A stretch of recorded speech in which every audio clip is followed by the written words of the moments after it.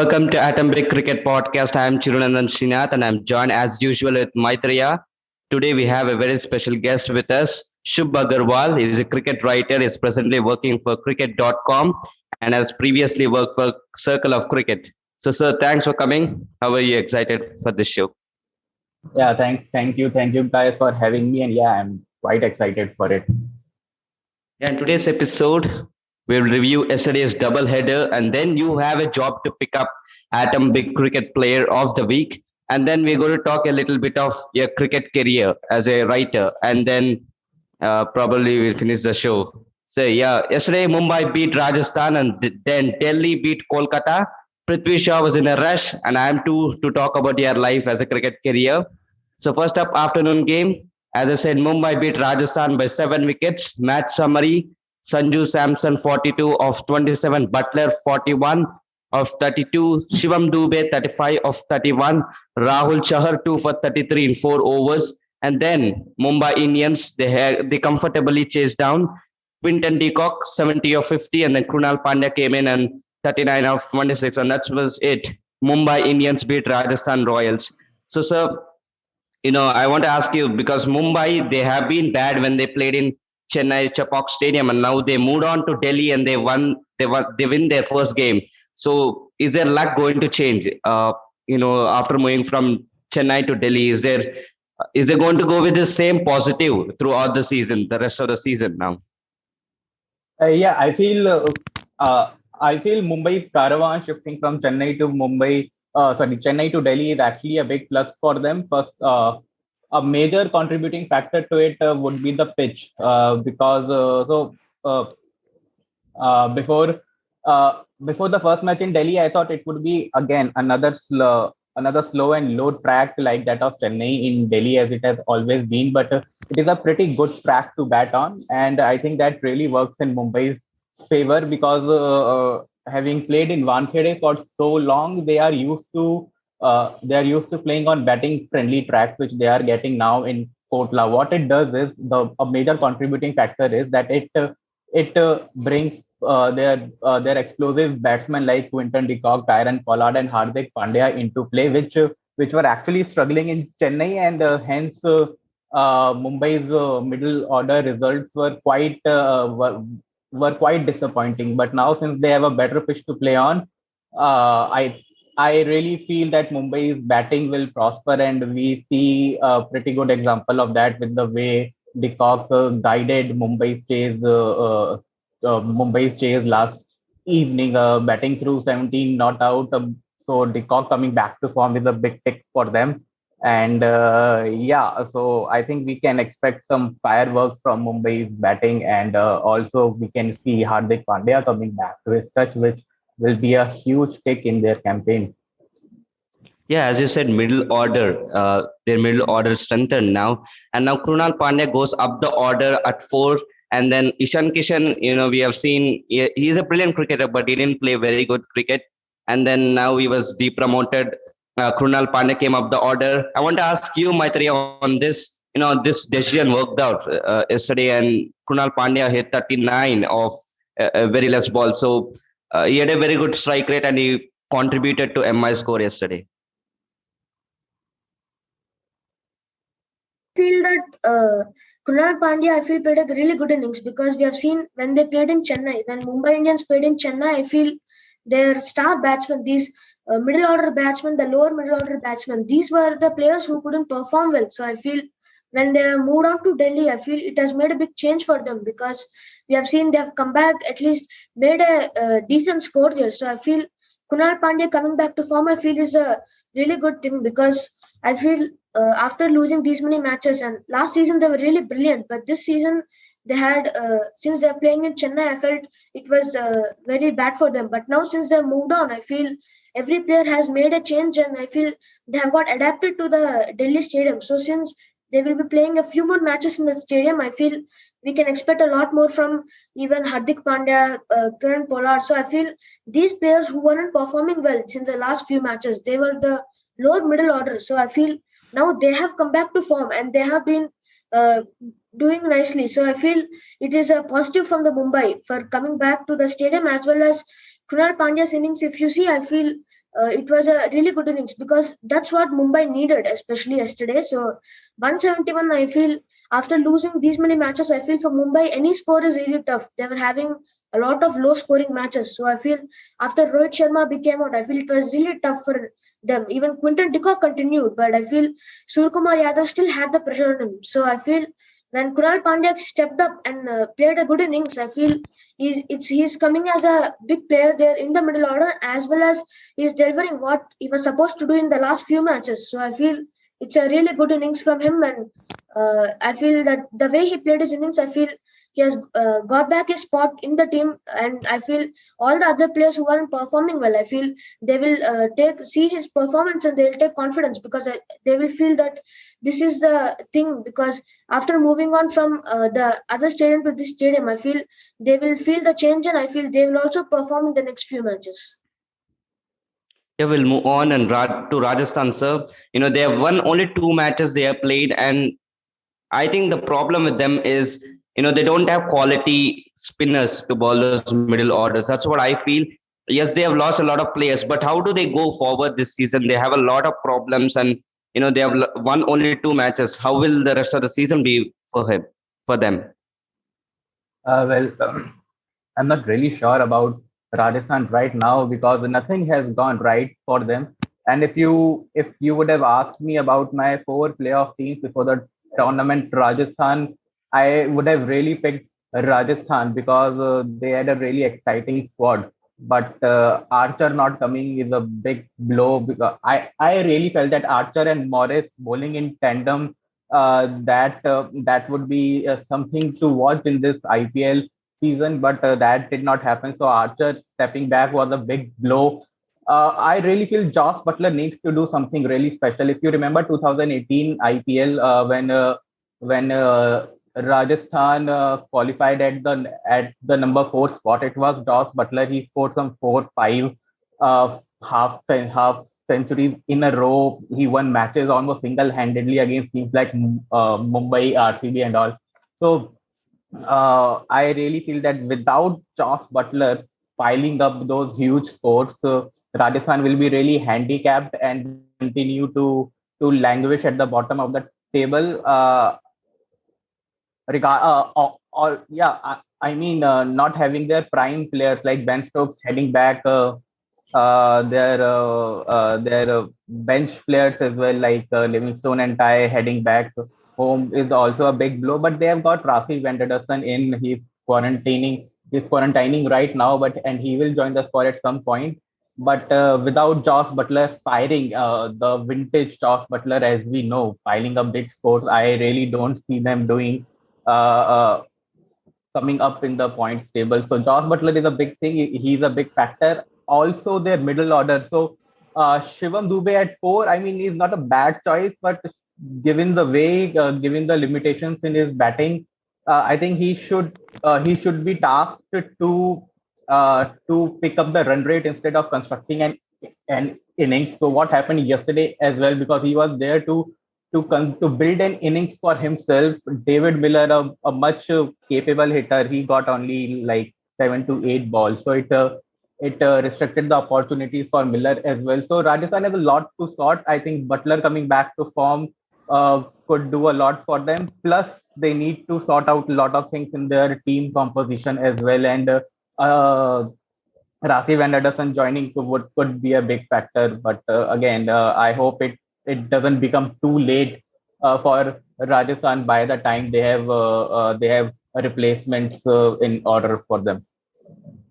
Yeah, let's move on now to review Kolkata Knight Riders versus Delhi Capitals.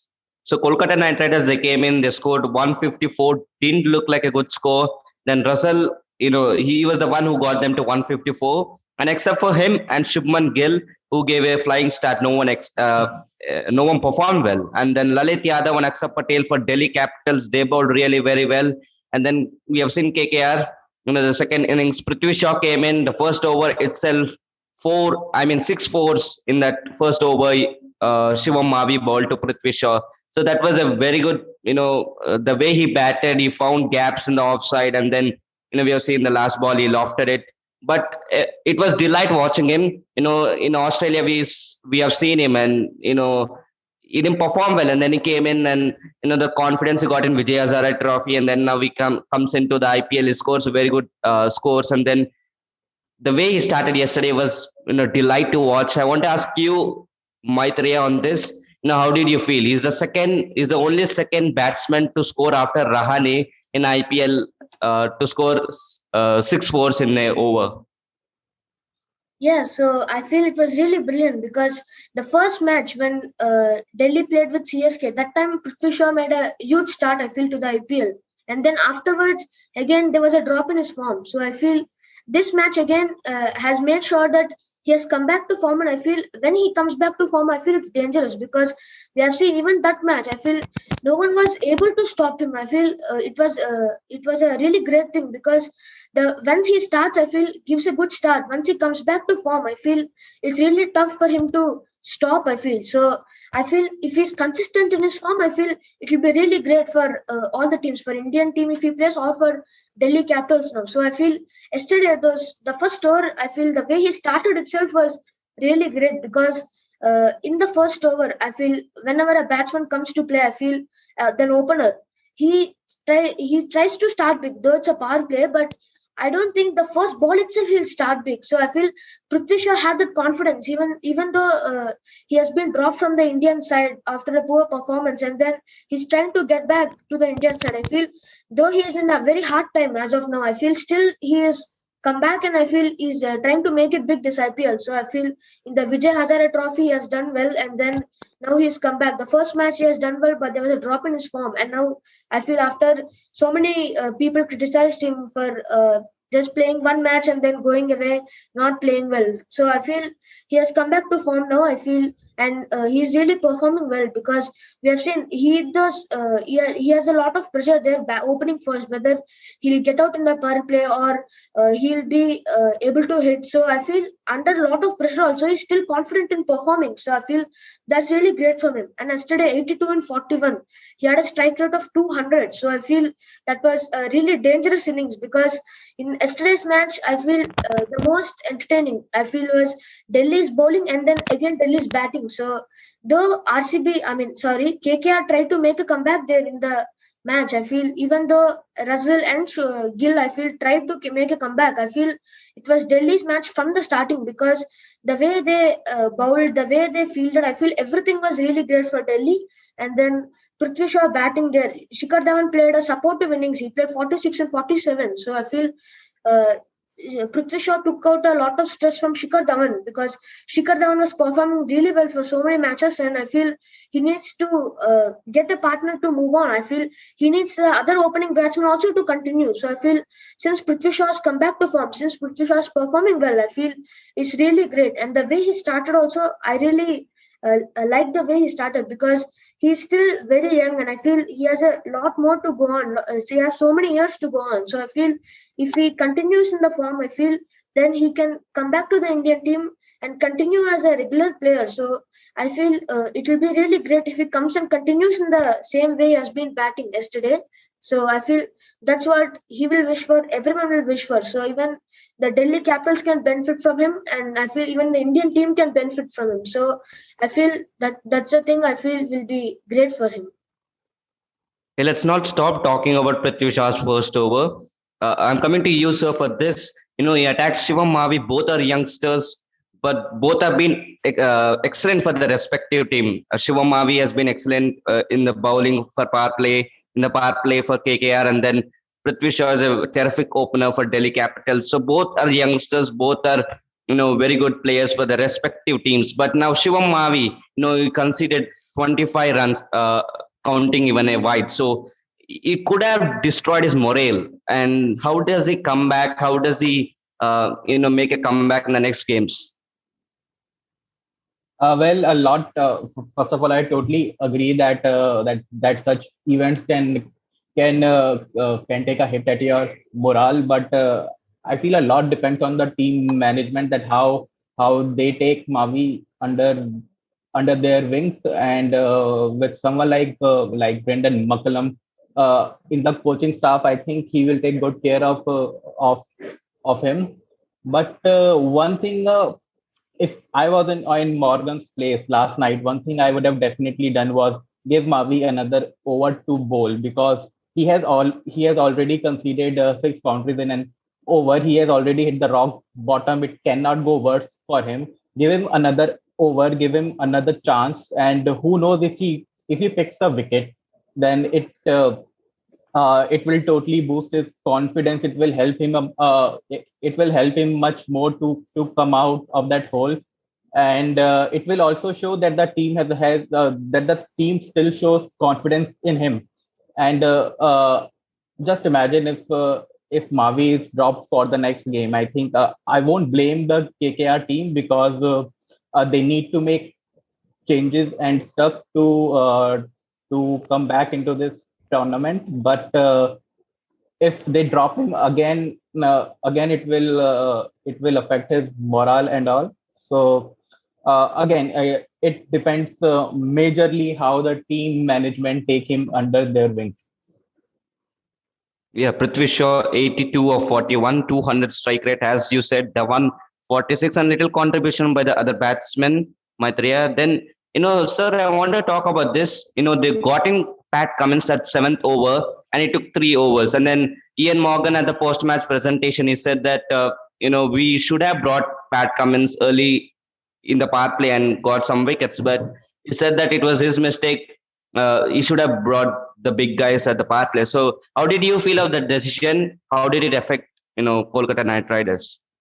Well, it affected in a big way, because had he bowled the first over, I don't see in any probability that Shaw would be hitting the bowler like Pat Cummins for six fours at least. Mavi, he has played day in and day out. He was Mavi's captain in the 2018 Under 19 World Cup as well. But all those things apart, yeah, I really feel that Pat Cummins should have bowled, if not the first, he should have bowled the second. If not the second, he should have bowled the third, because you are already defending a below par score. You don't want the opposition to get a head start so early on. And we also saw that Delhi actually got the head start. They raised off 25 of the target in the first over itself. That itself was a big call for Pat Cummins in coming back to coming into the bowling attack at that point itself. But KKR, I feel they are quite rigid with their tactics and stuff. I think it was pre-planned that Pat Cummins will come to bowl after the power play, but this is not how T20 works. You need to be flexible in this form of the game. He should have definitely come and bowl in the first six. He should have bowled the first over. That is what I feel. You have paid him 16 crores. He is the second highest. Uh, uh, he attracted the second highest bid in IPL auction history. So yeah, I think the KKR are not using him much to his potential in the amount of money they are paying him. Yeah, Maitreya, the same question. How did you feel about the decision to bring Pat Cummins late?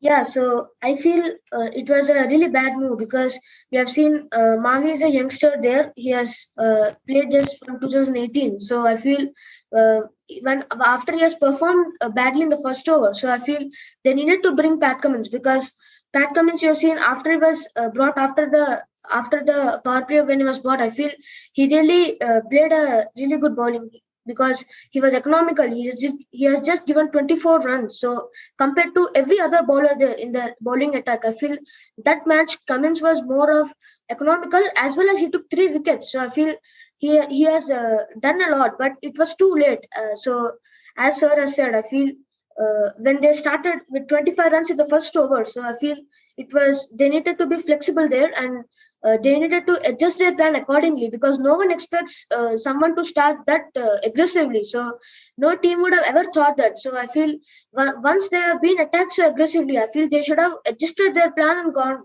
So I feel since they were so rigid, I feel they need to somehow they needed to continue in their own plan. So I feel that didn't work out. Though Pat Cummins took 3 wickets, it was very late because Shaw had hit other bowlers and he has already caused the damage, and then Shikhar Dhawan also hit. So I feel it was just that they need to from the next match plan plan well. Even though the plan doesn't work well, I feel they need to have a plan B to work out. So I feel that should be a strategy to be flexible and to have 2 to 3 plans, because we don't know what will happen. It's T20 till the last over. We have seen the last few matches. We have seen till the last over. It was different, and the last over was different because last overs have changed the matches. It has caused super overs in the Chennai versus RCB match. We have seen the last over Jadeja had hit 37 runs. So I feel that till the last over, I feel T20 is a format where we cannot predict things till the last over. So I feel every ball is important, every run is important, every wicket is important. So I feel if they go on and stick to one plan, I feel it won't work. They have to be flexible and continue, because T20 is a format we can't expect things to happen accordingly every time. So I feel if they adjust to their plan and continue, I feel it will be more of a good thing to be asked. So I feel if they continue to adjust to their plan, have 2 3 plans and see all the possibilities that can happen. So I feel if that's the way they work, I feel then it will be good for them and it will be good for the team, because I feel this year it's a very tight spot. The first 2 teams are good. I feel RCB and CSK will surely get into the power play, but the other 2 teams, I feel many teams are competing for that spot, and I feel the run rate is one issue that's going to be a big problem. So I feel every team needs to be flexible, and I feel they need to do their best to win matches. So I feel this season is a bit I feel really very tough there. Many teams are competing for the last 2 spots, I feel. So I feel in the to make it to a playoff, so I feel it will be really tough, and I feel everyone has to adjust and go accordingly. See the T20 as an unpredictable format and continue. Yeah, this is our review for yesterday's double header. Now we'll ask our guest to pick Atomic Cricket Player of the Week. So, sir, how do you want it to be? Do you want it to be Sir Jadeja, who had excellent all-round performance versus RCB and continued his form? Will it be ABD, Duplessis, Prithvi Shaw, Avesh Khan, Hetmeyer, or Russell? Whom do you would like to pick as Atomic Cricket Player of the Week? Player of the week. It's not the performance of the week, right? They are two separate things. So, Yeah. player of the week. I'm actually quite. I'm in a dilemma between 2 Delhi players actually, Prithvi Shaw and Avesh Khan. Because if you see what they have done over the last 2 weeks, I think Delhi have played 3 games, and Prithvi Shaw struck 53 of 39 against SRH on a slow track. In that game, he started with 3 boundaries against Khalil, and yesterday night he started with 6 boundaries against Mavi. So, and Avesh Khan has also done well, but I think I will go with Prithvi Shaw as my player of the week. Yeah, well, Prithvi Shaw is our player of the week. All right, we'll be picking up performance of the week. So will it be Jadeja's all-round performance versus RCB, or Padikkal's 100, or Admire's 50 of 23, or Prithvi Shaw's fastest 50 this season, or will it be Ravi Bishnoi's stunning catch to dismiss Narayan? I think I think there is no brainer when you pick a. It is a no-brainer decision, a straightforward one. Ravindra Jadeja takes the cake because of the way he just dismantled RCB single-handedly, scoring 37 runs in the last over first of all, and then dismissing Glenn Maxwell and AB de Villiers. So he broke the back of RCB's run chase then and there. And then to add the cherry on the top was that direct hit to get Dan Christian out, the same man who actually dropped Jadeja in that inning. So I think Jadeja's all-round performance, it has to be that. All right, Atomic Cricket Player of the Week is Prithvi Shaw, and performance of the week goes to Jadeja's all-round performance versus RCB. So, sir, now what is your opinion on IPL? So there is so much going on in our country. Some people say IPL should be suspended. Some say it could be a distraction for people to not go outside. But how do you take it? What are your personal views and opinions on this? I actually go with the latter opinion, that it is a distraction. I mean, we have already spent almost the entire 2020 in a lockdown.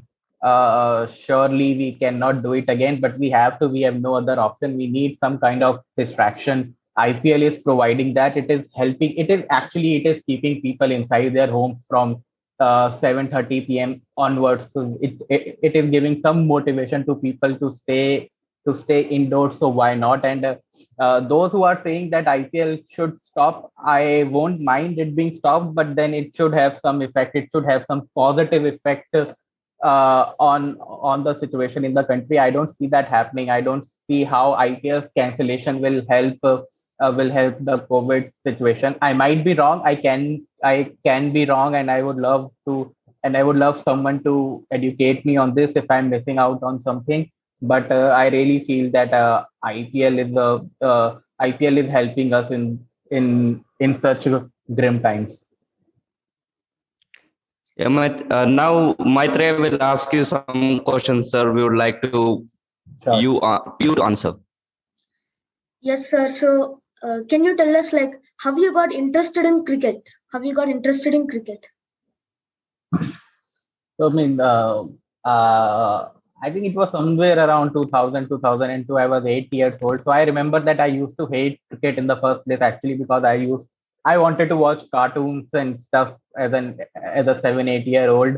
And my dad would always come from office and he would change the channel. He would put a match on. So I used to hate the game. I was like, why cannot I watch what I want? But then one day, my dad, I remember, you must remember. I mean, you people are young, but still, there used to be those trump cards, those cricket trump cards, where the uh, players used to have their statistics on those cards. So they used to have statistics regarding runs, wickets, stumpings, average, strike rate, and all that kind of stuff.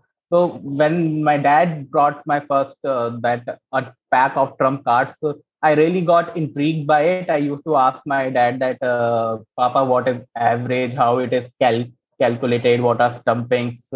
What is strike rate and all those stuff, and that really caught my attention. So uh, playing with those cards, first of all, that was the trigger point, and then I myself also started watching slowly because of those cards. So my there came a stage from the point where I used to hate watching the game. There came a stage when my dad used to call me from his office and used to ask me what the score is, because there was no internet back then. Internet was not accessible to everyone. So that was a trigger point. And then I remember the first time I ever watched a cricket game by myself. It was India versus England 2002 Oval Test match. So I was watching that game, and Rahul Dravid scored a double hundred, and it really caught my attention. So yeah, those are the few things which really got me into it. And watching Dravid score that double hundred, I actually decided that okay, I'm going to follow this game on my own as well. And from there on, you can say it has been 19 years, and I'm in a never-ending relationship with this sport. Yeah, as a cricket Yes, fan, what about what I know is that in some point of your life you would like to become a cricketer. I know that because personally I have that views. A lot of my classmates, a lot of my friends, at some point of their life they would like to become cricketer. If you are an Indian cricket fan, did you have any? Yeah, of course. I mean, I won't lie. I wanted to. I tried my best up till a point, but I live in a family where you have to, if you want some to do something off the line, you have to make a mark very quick in your career. I used to play in my school's academy and stuff, but I didn't make a breakthrough kind of thing. And then my parents pushed me into the academic stuff. So cricket took a backseat after, you can say, 10th standard. I wish it wasn't the case. I really still think that I may have done something if I had proceeded with cricket, but that did not happen. But I'm happy that if not as a player, I'm in the field as a writer. yes, sir. So, why did you take cricket writing, and how did it start? I don't think I had any other options, first of all.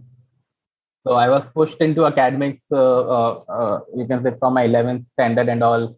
I was sent to Kota for IIT coaching and stuff, but I really couldn't get my mind into that stuff.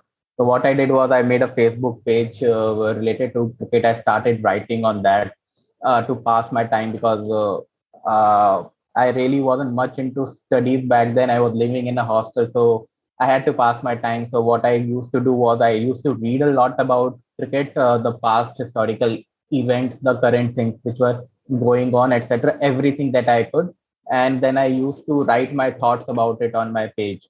So that is how I started writing about the game. And then I also did engineering after that 4 years, and I did everything during my engineering time except studying.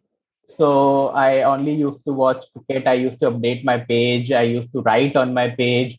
So that is how writing actually got into me. And also my exams that I used, my engineering exams, they were like, if you fill the sheets, it doesn't matter what you write. So there also I got into that habit of writing anything but just writing for the sake of it. So those kind of things helped. And as soon and during my engineering time, I kind of knew that I want to get into this field of cricket in any way possible. I mean, even if I was a, a groundsman at a stadium, I would be very happy instead of pursuing my career in this engineering field. So since I was into writing stuff already, and as soon as I was done with my engineering, I got into I got a chance with circle of cricket, and I grabbed it with both hands without having any other thoughts. So yeah, you can say that pushed into academics, I had to pass my time, so I started writing about the game, and that helped me, and that got me into cricket writing, and that is how it kind of started.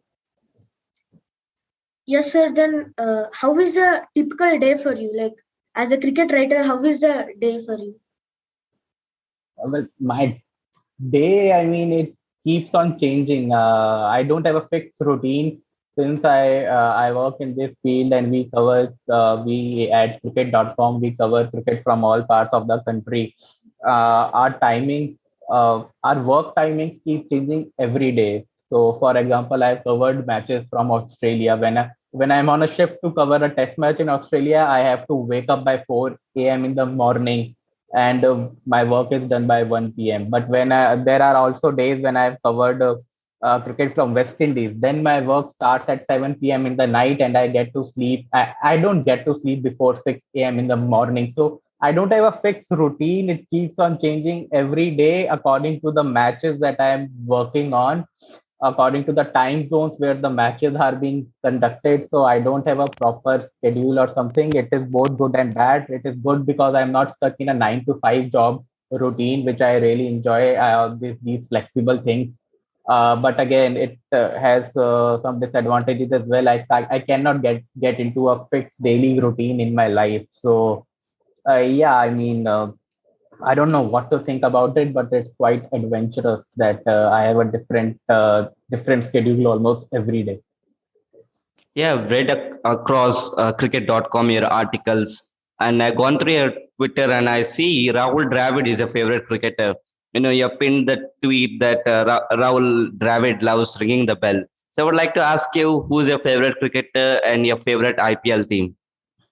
So Rahul Dravid, first of all, as I told you, as I just told Maitreya, that the first time I ever watched the game, Rahul Dravid scored a double hundred, and when he was going, he got out for 217, and when he was going back, the whole English team was clapping for him. The whole English crowd stood up to give him a standing applause, and that had a deep effect on me. That an opposition player has induced such a warm response from the home crowd in England. So Rahul Dravid became my favorite instantly. After that, I have a couple of more. I mean, Dale Steyn and AB de Villiers. They are my prime favorites along with Rahul Dravid. So Rahul Dravid, Steyn, and de Villiers, they will be my top three. And if you ask me to pick one of them, I'm sorry, I cannot.